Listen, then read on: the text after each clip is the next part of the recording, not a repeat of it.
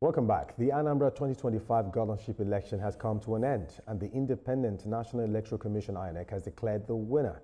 The election, which began on Saturday, has concluded with INEC declaring the incumbent governor, Chukwuma Soludo, as the winner. According to the results announced by INEC in the early hours of Sunday, Soludo won by a landslide in the 21 local government areas of the southeast state. Governor Soludo, the candidate of the All Progressives Grand Alliance ABGA, secured 422,664 votes to trounce his closest rival, the All Progressives Congress APC's Nicholas Ukachukwu, who polled 99,445 votes. And of course, joining me now from Awka in Anambra State is none other but Solomon Ajiziogu. He's a senior correspondent, TVC News. Solomon, do we have your attention at this time?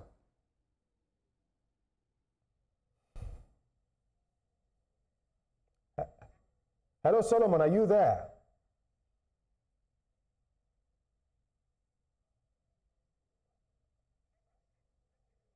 Okay, well, quickly, let's get to hear from the governor himself. Let's get to hear from INEC quickly and assess the situation as we move further. I, Professor Edoma Bright Omorige, Senior Advocate of Nigeria, Vice Chancellor, University of Benin, hereby certify that I am the returning officer for the 2025 Anambra State governorship election held on the 8th day of November 2025.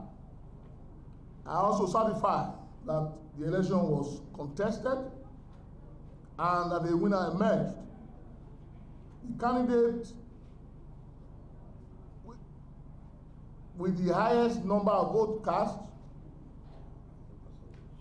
and percentage have all been computed. I therefore declare that Soludo Charles Chukwuma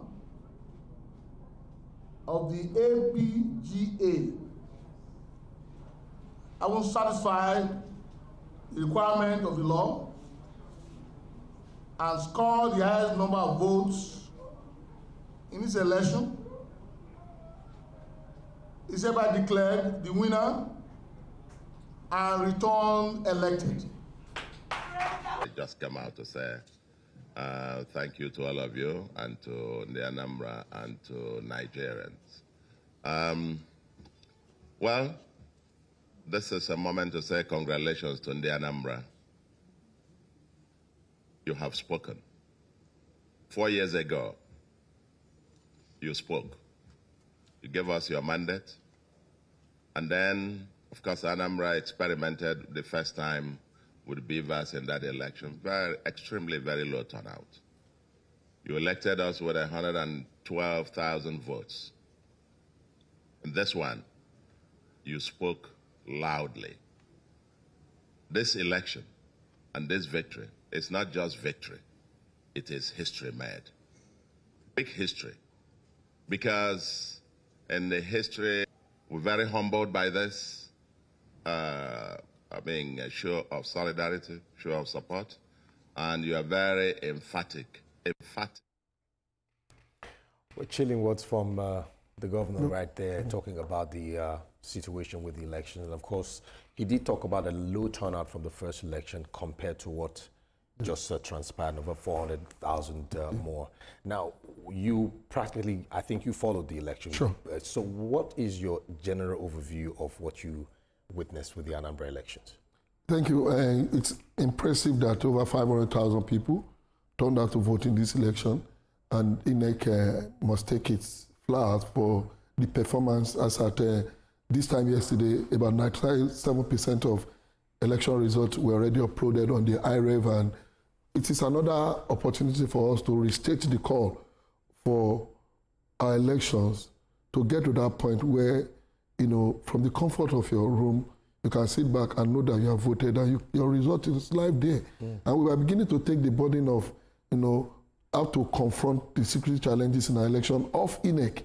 If INEC can effectively do this. But one thing that we must also observe in every election is the role of politicians. True. Because INEC alone, like I've repeatedly said, cannot give us the kind of election we desire as a people. If other stakeholders within the electoral chain do not play their role, we talk about the security agencies, we talk about the media, the civil society, the citizens, and particularly the political parties.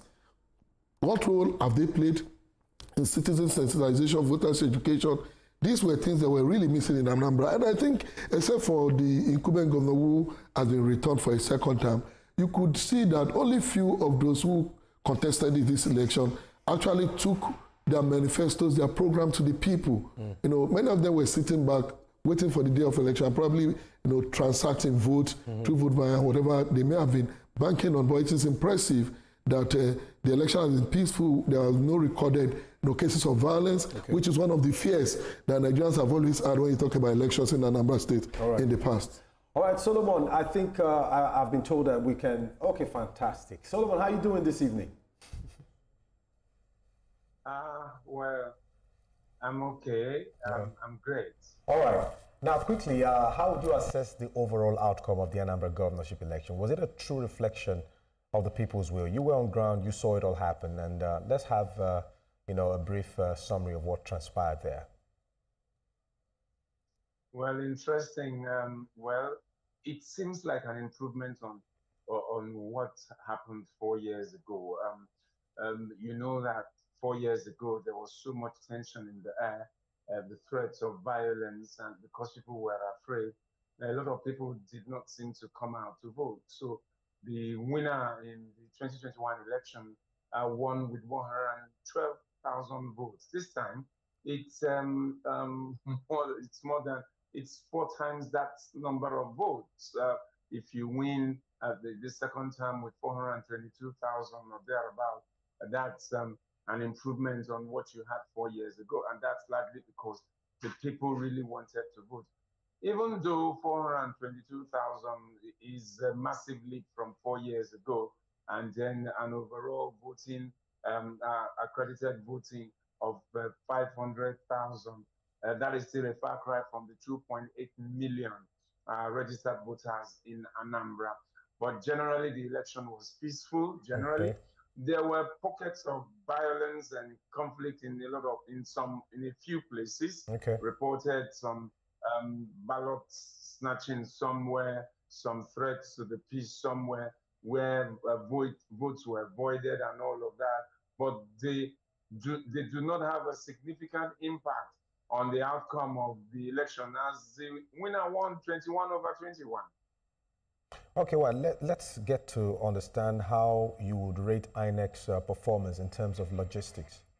Yes, yes, of course. I'm still with you, Solomon. How would you rate INEC's performance in terms of logistics, transparency, and, of course, use of technology with this current election? So this is like a guinea pig process for the new chairman of INEC, Professor Joash Amukbitan. It's good that you have off-cycle elections, runoffs, and so that the elections are staggered, so that when you come to the main thing, the big one, the general one that will be coming up in 2027, then you would have perfected your strategies.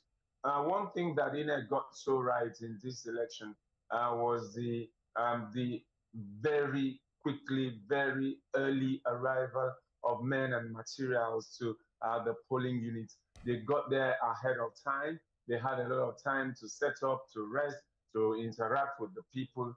And as they got there so early, people were also waiting to vote in a lot of places.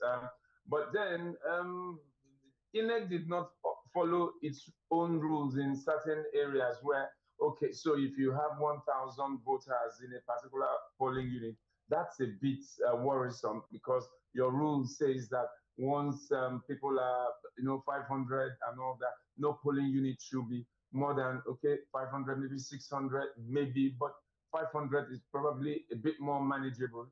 But you had polling units of 933, 816, 1,485, and you wonder, why do you have polling units with that number of people when you could have split the polling unit? And then in some of these polling units with huge number of people, one BVAS was used. In fact, in Governor Soludo's polling unit 002, Isofia Ward in Aguata, LG. 933 people were accredited to were registered voters in that polling unit. Some of them, about 20 or 30 thereabout, were eventually unable to vote because I think the beavers overworked, so to say, and it just started hanging.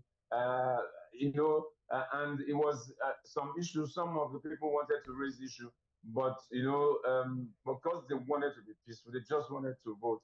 They had to manage it somehow, and they gave up because the beavers just couldn't take them in. It was a closing moment, and the rush. There were so much coming in and streaming into that polling unit, and the polling officers had to lock up at 2:30 to stop people from entering, but they were already inside, and so you cannot deny them voting. A lot of them voted, but the last 20 to 30 or so, 20 thereabout, couldn't vote because the beavers packed up. And so you cannot have that massive number and have just one beavers. All right, so but before we go, because we're actually pressed on time, we just want to find out how security was like, at the polling stations right there in Anambra.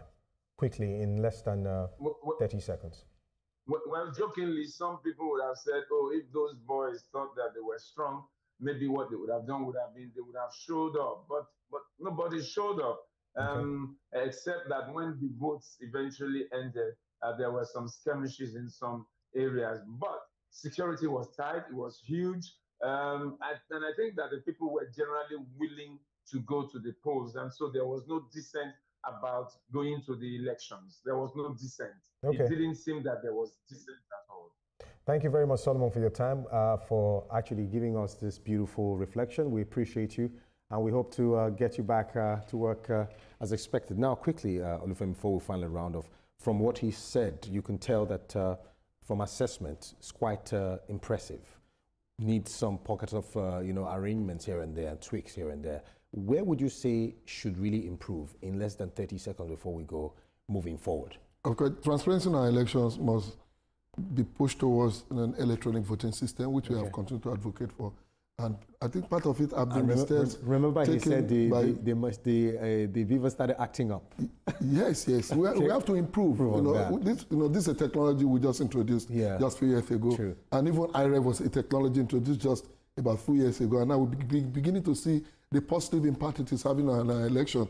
Before, what we saw yesterday evening would have been impossible. We would have been expecting results, written being brought by one new corps member or one electoral officer from one village, 50 kilometers to the state capital, before you can know the content. But practically from your polling stations, your results are uploaded. And virtually from across the state, you can see the outcome of the election even before the official announcement was made. So we must emphasize more on getting our election to that point where there can be enough transparency through electronic voting system, and also impress it on politicians to continue to play by the rule, so that we don't have elections that will continue to have elections that are rancor-free, and our elections should not be like war. Thank you very much, Olufemi Lawson, for your time on the show. Of course, the Executive Director, Center for Public Accountability. It's always a pleasure talking to you. My pleasure. Thank you so much. Well, and that's our show for today. But before we go, let's tell you that the views and reactions of our resource persons are theirs and have no connection with TVC News. Get in touch with us on our social media handles, Facebook, Instagram, and X at TVC News NG using the hashtag Newsweek. We are also on YouTube at youtube.com/TVC News NG. I am Marco Tabo. Good evening.